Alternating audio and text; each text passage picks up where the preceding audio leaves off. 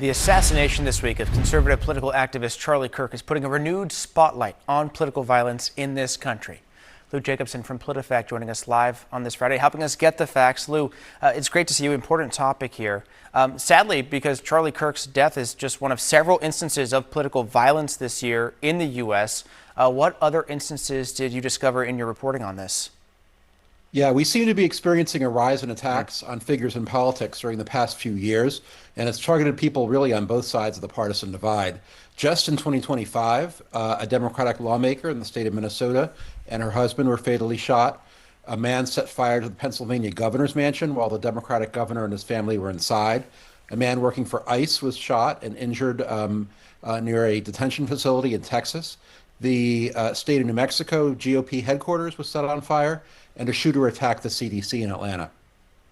And then, of course, in 2024, Donald Trump was targeted twice by shooters.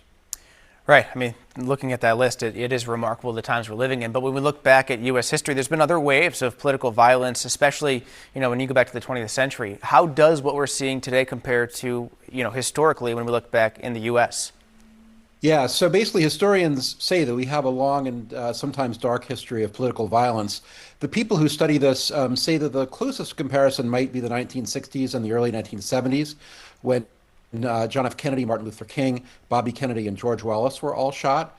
While the shooters often had mental health concerns, they seem to have been shaped by the political times as well, which were very polarized.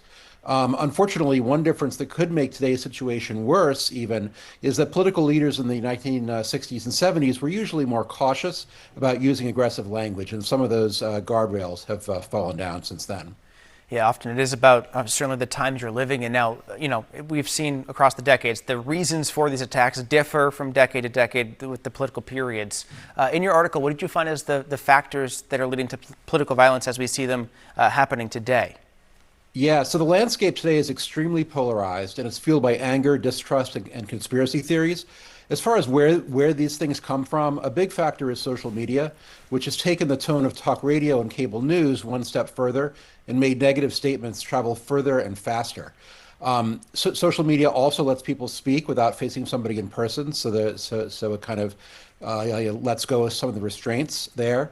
And the algorithms of social media are built to focus on the most extreme voices because they get the most engagement, even though most Americans are much more moderate in their views than the voices that they see on social media.